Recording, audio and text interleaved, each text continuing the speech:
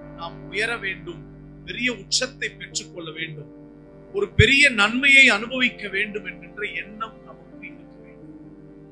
உண்மையாய் கர்த்தரை நேசித்து நாம் நல்ல எண்ணத்தோடு ஓடினால் உலகத்திலே நமக்கு பிரச்சனைகள் வரும், பாடுகள் வரும், போராட்டங்கள் வரும், உபத்திரவங்கள் வரும், நெருக்கங்கள் வரும். மனிதர்கள் விரோதமாக எழும்புவார்கள், இச்சகம் பேசுவார்கள், குற்றப்படுத்துவார்கள், நம்முடைய உண்மையான காரியத்தை புரிந்து கொள்ள மாட்டார்கள், பழி சொல்வார்கள், நம்மை சபிப்பார்கள், வெறுப்பார்கள். இதெல்லாம் நடக்குமானால் நாம் உண்மையாய் இருக்கும் பொழுது அவர்கள் முன்பாக நமக்கு உச்சத்தை நோக்கி போக வேண்டும் என்கின்ற எண்ணம் இருக்கிறது. தேவன் நிச்சயமாய் நமக்கான ஒரு மகத்துவமான ஆசீர்வாதத்தை, உச்சத்தின் ஒரு சிகரத்திலே நம்மை கொண்டு போய் ஆண்டவர் விட்டு அவர்களுக்கு முன்பாகவே கர்த்தர் நம்மை ஆசீர்வதித்து நம்முடைய முகத்தை பிரகாசிக்க பண்ணி நம்முடைய மகிமையை கர்த்தர் நமக்குள்ளே வெளிப்படுத்தி ஆசீர்வதிக்க அவர் உண்மை உள்ளவராக இருக்கிறார். உண்மையாய் கண்ணீரோடு ஜெபிக்கிறீர்களா அல்லது ஜெபிக்க வேண்டும் என்கின்ற நிர்பந்தத்தினால் நீங்கள் ஜெபித்துக் கொண்டிருக்கிறீர்களா?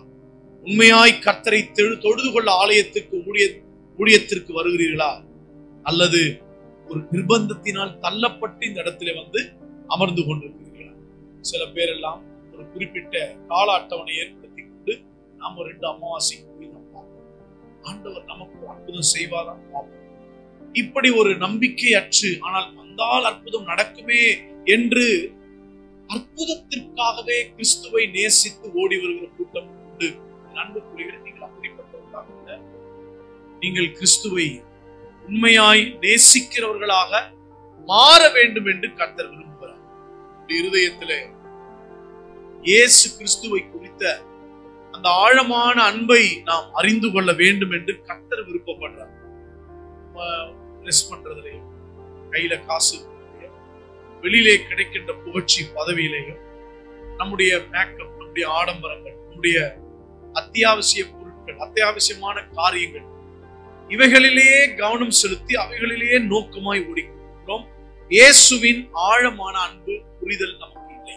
உலக சிந்தனையிலேயே நிரப்பப்பட்டு இயேசுவை பொய்யாய்த்தான் நேசித்துக் கொண்டே இருக்கிறோம். கர்த்தர் பேசுகிறார், இன்னைக்கு ஒரு தேவனுடைய உண்மையாய் நேசிக்கிறேன், உண்மையானவர்களை நான் அழுத்தமாக ஆழமாக சொல்ல முடியும். கொஞ்சத்தில் உண்மை உள்ளவர்களை தேவன் பிரச்சனைகள் வந்தாலும் அவைகளை தகர்த்தெறிந்து அநேகத்தின் மேல் அதிகாரியாக